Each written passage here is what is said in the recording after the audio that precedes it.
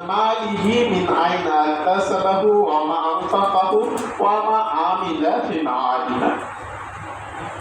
রাসূলুল্লাহ সাল্লাল্লাহু আলাইহি ওয়াসাল্লামের সাহাবী হযরত আবু হুরায়রা রাদিয়াল্লাহু তাআলা আনহু বলছেন যে আল্লাহর রাসূল আমাদের একটি আসরে বলছিলেন যে কোন আদম সন্তান কিয়ামতের দিন 5টি প্রশ্নের উত্তর না দিয়ে এক কদমও সামনে আগাইতে পারবে না। প্রথম প্রশ্নটা কি, যে তুমি তোমার জীবনকাল কোন পথে ব্যয় করেছো? আমার যে আমি 40 বছর, 50 বছর, 60 বছর, 70 বছর বা 100 বছর যে হায়াত পেলাম, এই জীবন তুমি কোন পথে ব্যয় করেছো? পথ হচ্ছে দুইটা, একটা বাতিলের পথ, শয়তানের পথ, একটা হকের পথ, আল্লাহর পথ, কোরআনের পথ, হাদিসের পথ। প্রশ্ন হলো, প্রথম প্রশ্নটি হবে যে তুমি তোমার জীবন কোন পথে ব্যয় করেছো। এখন আলহামদুলিল্লাহ আমি যদি আমার গোটা জীবন কোরআন এবং হাদিসের আলোকে পার করি, আলহামদুলিল্লাহ আমি প্রথম প্রশ্ন পার পেয়ে গেলাম। এরপরে দ্বিতীয় প্রশ্ন আসছে যে তুমি তোমার যৌবনকাল এটা কোন পথে ব্যয় করেছো। সম্মানিত উপস্থিতি, প্রত্যেকটা মানুষের যৌবন আল্লাহ রাব্বুল আলামিনের একটি বিশেষ নিয়ামত। আমরা যদি সূর্যের দিকে তাকাই, সূর্য যখন উঠছে, মিষ্টি হয়ে উঠছে, দুপুর বেলা প্রখর রোদ, আবার সন্ধ্যায় ছিনিয়ে যাচ্ছে। কিন্তু এই যে যৌবনটা, সূর্যের মতো যে যৌবন, তরতাজা যে সময়টুকু তোমাকে আমি দুনিয়াতে দিয়েছিলাম, এই যৌবন কালটা কোন পথে ব্যয় করেছে, এটা হচ্ছে দ্বিতীয় প্রশ্ন। আমরা এখন যারা যৌবন পার করে এসেছি, যদি আলহামদুলিল্লাহ আমাদের যৌবনটা আল্লাহর পথে থাকে, আলহামদুলিল্লাহ। আর যদি আমরা যৌবনটা আল্লাহর পথে ব্যয় না করি, আমাদের তওবা করে নিতে হবে যে আল্লাহ তুমি আমার জীবনে শ্রেষ্ঠ সময় দিয়েছিলে, সেই সময়টুকু তুমি আবার নিয়ে নিয়েছো। এখন বার্ধক্য আমাকে ঘিরে ধরেছে, আমার অনেক দুর্বলতা আমাকে গ্রাস করছে, কিন্তু যৌবনকালটা তোমার পথে ব্যয় করতে পারিনি, আল্লাহ মাফ করো। আর যাদের যৌবনকাল এখন উপস্থিত, তাদেরকে অনুরোধ করবো, প্রিয় ভাই, এই যে তোমার যৌবনকাল কোন পথে ব্যয় করেছো, এই প্রশ্নের উত্তর না দিয়ে আমরা হাসরের ময়দানে একটি কদমও আগাইতে পারবো না। সুতরাং আমাদের যৌবনকালটিকে আল্লাহর পথে ব্যয় করতে হবে, কোরআনের পথে ব্যয় করতে হবে, হাদিসের পথে ব্যয় করতে হবে। এরপরে তৃতীয় প্রশ্ন যেটা আসছে যে তুমি ধন সম্পদ কোন পথে আয় করেছো, কিভাবে উপার্জন করেছো। আলহামদুলিল্লাহ আমি যদি হালাল পথে উপার্জন করি, আমার পকেটে যত টাকা ঢুকেছে এটা যদি হালাল ঢুকে, আমি আমার জন্য, আমার ছেলে মেয়ের জন্য, আমার সংসারের জন্য যত কিছু খরচ করেছি, এটা যদি হালাল পথে আসে, আলহামদুলিল্লাহ আমি আমার তৃতীয় প্রশ্নেও পার পেয়ে গেলাম।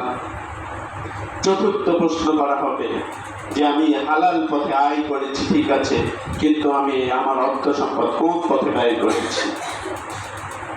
আমাদের এটা বলার সুযোগ নেই যে আমি হালাল পথে আয় করার পর এই সম্পদ আমার, আমি যে দিক ইচ্ছে, কি হালাল কি হারাম, যে পথ ইচ্ছে সে পথে ব্যয় করব। আমি যে সম্পদ অর্জন করেছি, এই সম্পদ ব্যয়ের ক্ষেত্রেও আমাকে প্রশ্ন করা হবে যে তুমি তোমার সম্পদ কোন পথে ব্যয় করেছো, কিভাবে ব্যয় করেছো। আমি যদি হালাল পথে ব্যয় করি, সকল কিছু ভোগ করার সুযোগ আছে, সেগুলো যদি হালাল হয়, আলহামদুলিল্লাহ আমি আমার চতুর্থ প্রশ্ন পার হয়ে গেলাম। আর যদি দেখা যায় যে আমি হালাল পথে আয় করেছি কিন্তু ব্যয় করেছি হারাম পথে, যে কাজগুলো করতে আল্লাহ নিষেধ করেছে, আমি হালাল পথে আয় দিয়ে সে পথে চলেছি, সেদিন আমি এক কদমও সামনের দিকে আগাইতে পারবো না। এরপরে পঞ্চম নম্বর প্রশ্ন যেটা হচ্ছে যে তুমি যতটুকু জ্ঞান তোমাকে দিয়েছিলাম, যতটুকু ইলম তোমাকে দিয়েছিলাম, যে জ্ঞান দিয়েছিলাম, সে জ্ঞান অনুযায়ী কতটুকু তুমি আমল করেছো। সম্মানিত উপস্থিতি, একটি বিষয় খেয়াল করবেন যে আমরা সবাই জানি নামাজ পড়তে হবে। আমি যদি কাউকে গিয়ে বলি মুরব্বী নামাজ পড়া লাগবে, নামাজের সময় হয়েছে, নামাজ পড়া লাগবে, ওই মুরব্বী আমাকে ঘুরে উঠে বলবে, হ্যাঁ বাবা অবশ্যই আমরা মুসলমান, মুসলমানের ঘরে জন্মগ্রহণ করেছি, নামাজ তো আমাদের পড়তেই হবে। তার মানে কি তার জ্ঞান আছে? রমজান মাসে রোজা করে না, সে মানুষটিকে যদি বলি যে রোজা আমাদের উপর ফরজ, রোজা করা লাগবে, সে আর এক ধাপ আগায় বলবে যে রোজা না করলে হয় নাকি, বছরে একটা মাস রোজা, এই রোজাটা তো অবশ্যই করা দরকার, কিন্তু রোজা করছে না। এই যে জ্ঞান অনুযায়ী আমল, আল্লাহ রাব্বুল আলামিন আমাকে যতটুকু জ্ঞান দিয়েছে, যে বোধ শক্তি দিয়েছে, সে অনুযায়ী আমল করতে হবে। কিয়ামতের ময়দানে ৫ম নম্বর প্রশ্ন থাকবে যে তোমাকে যে জ্ঞান দিয়েছিলাম সে জ্ঞান অনুযায়ী কতটুকু আমল করেছো। এখন আমি জানি নামাজ পড়তে হবে, আমি জানি রোজা করতে হবে, আমি জানি সৎ পথে চলতে হবে, আমি জানি মিথ্যা বলা অপরাধ, তারপরেও যদি এগুলো আমি করি তাহলে বুঝতে হবে যে আমি জ্ঞান অনুযায়ী আমল করি নাই, আমি এক কদম আগাইতে পারবো না। আর যদি দেখা যায় যে আমি জ্ঞান অনুযায়ী আমল করেছি, আলহামদুলিল্লাহ, আমার জন্য সামনের পথ পরিষ্কার, জান্নাতে যাওয়ার জন্য আমার পথ পরিষ্কার। সুতরাং আমরা এখানে যারা উপস্থিত আছি, যাদের কাছে আমার কথা মাইকে যাচ্ছে, সবাইকে অনুরোধ করব, দুনিয়াতে আমি যতটুকু সময় বেঁচে আছি ততটুকু সময় আমার সংশোধন হওয়ার। আজকে যদি আমি শেষ নিঃশ্বাস ত্যাগ করি, এদিক ওদিক ঘোষণা হয়ে যায়, আমি আর কোনোটাই শুধরাতে পারবো না। আমার জীবনকাল কোন পথে ব্যয় করছি সেটা আমাদেরকে চিন্তা করতে হবে। আমার জীবনকাল কোন পথে ব্যয় করে এসেছি সেটা আমাকে চিন্তা করতে হবে। আমি কিভাবে সম্পদ অর্জন করছি সেটা আমাকে চিন্তা করতে হবে। আমি কোন পথে সম্পদ ব্যয় করেছি সেটাও আমাকে চিন্তা করতে হবে। আর আমাকে আল্লাহ রাব্বুল আলামিন যে জ্ঞান দিয়েছে সে জ্ঞান অনুযায়ী আমি কাজ করছি কিনা সেটা আমাকে চিন্তা করতে হবে। আমাদের প্রশ্ন খুব নিকটে।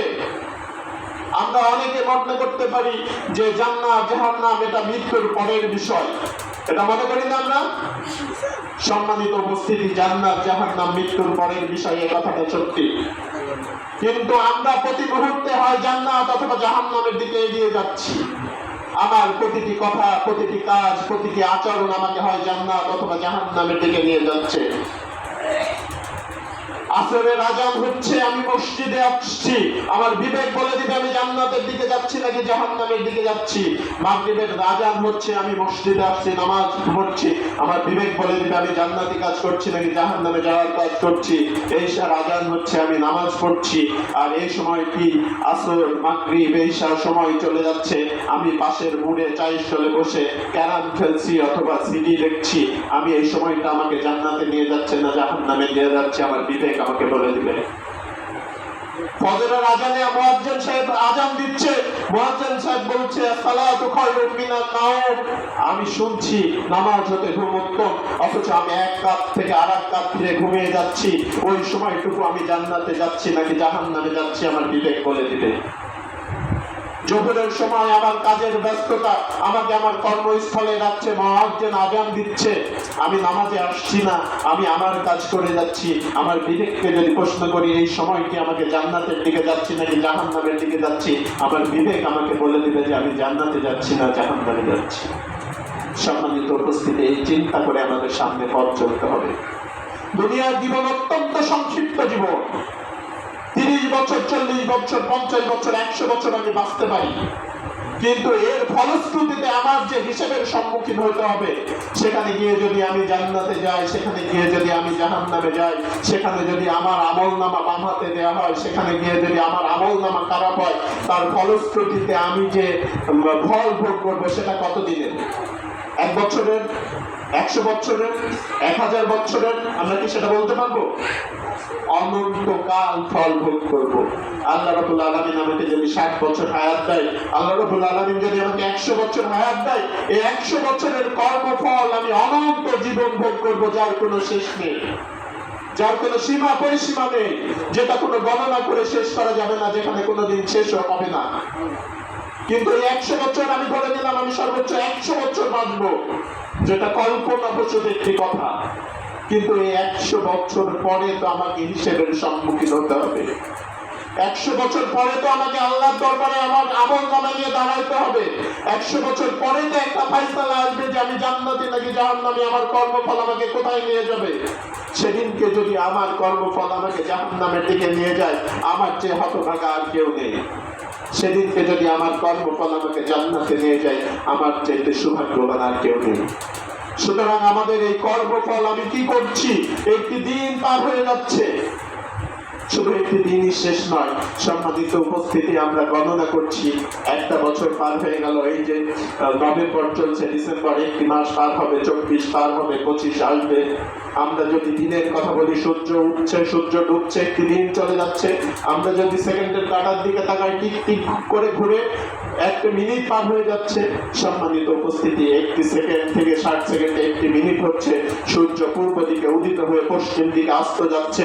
জানুয়ারি মাস গিয়ে ডিসেম্বর মাসে গিয়ে বছর শেষ হচ্ছে। এগুলো যেমনি ঠিক আছে, তেমনি ভাবে আমাদের জীবন আস্তে আস্তে সংক্ষিপ্ত হচ্ছে। আমরা আস্তে আস্তে হয় জান্নাত অথবা জাহান্নামের নিকটবর্তী করছি।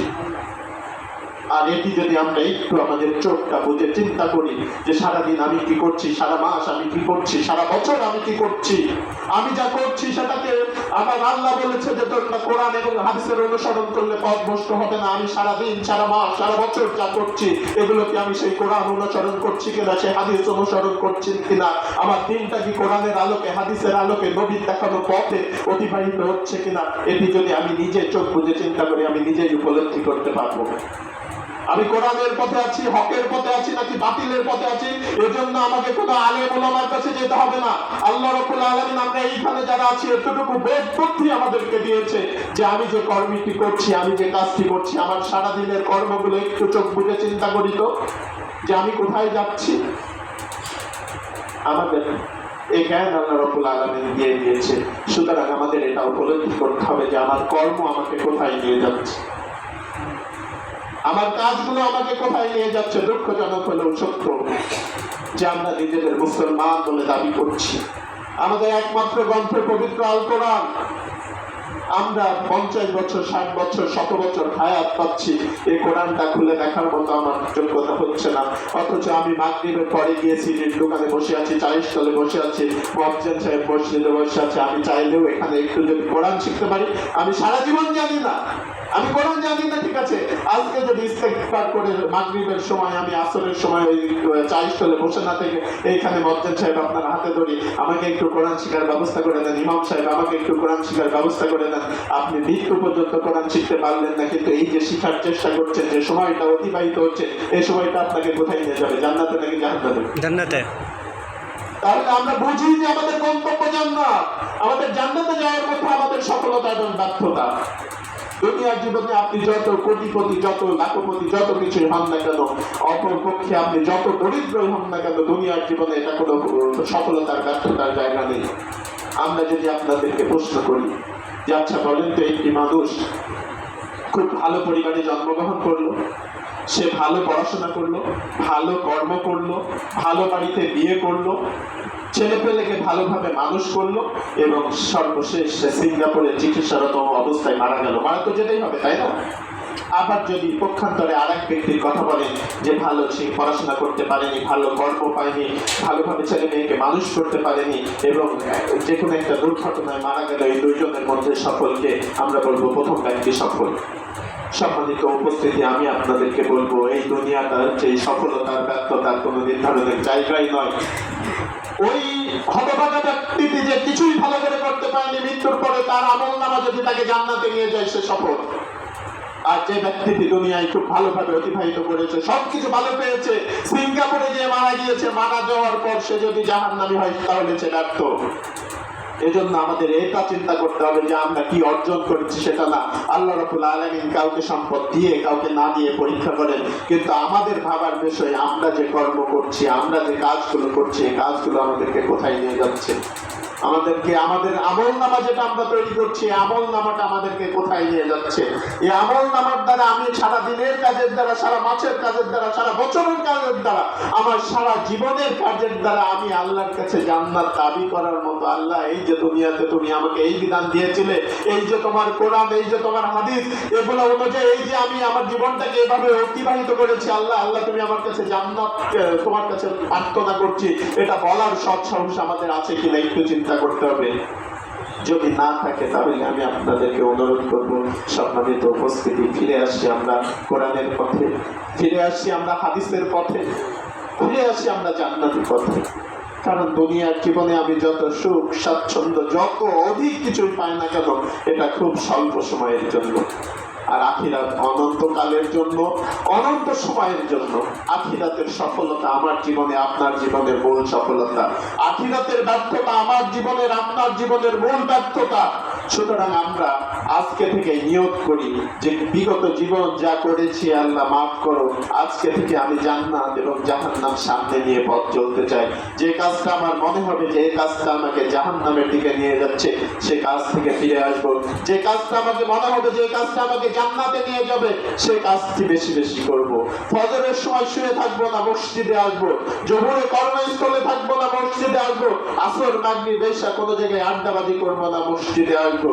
কোরআন শিখার চেষ্টা করব, হাদিস শিখার চেষ্টা করব, কোরআন মানার চেষ্টা করব, কোরআনের পথে চলার চেষ্টা করব। এই নিয়ত আমরা করতে পারি না ইনশাআল্লাহ? ইনশাআল্লাহ। আল্লাহ রাব্বুল আলামিন আমাদের সবাইকে কবুল করুক। আল্লাহ রাব্বুল আলামিন আমাদের এমন একটি জীবন গঠন করার তৌফিক দান করুক যে জীবনের ফলশ্রুতিতে আমরা হাসরের ময়দানে ডান হাতে আমলনামা পাবো। এই প্রশ্নগুলো, যে 5টি প্রশ্নের কথা বলেছি, এই প্রশ্নগুলোর সুন্দরভাবে উত্তর দিয়ে আল্লাহর মেহমান হিসেবে জান্নাতে যেতে পারবো। এমন একটি জীবন গঠন করার তৌফিক আল্লাহ রাব্বুল আলামিন আমাদের সবাইকে দান করুন। এই আশাবাদ ব্যক্ত রেখে আমি আমার সংক্ষিপ্ত কথা শেষ করছি। ওয়া আখিরু দাওয়ানা আনিল আলহামদুলিল্লাহ। আসসালামু আলাইকুম ওয়া রাহমাতুল্লাহি ওয়া বারাকাতুহু।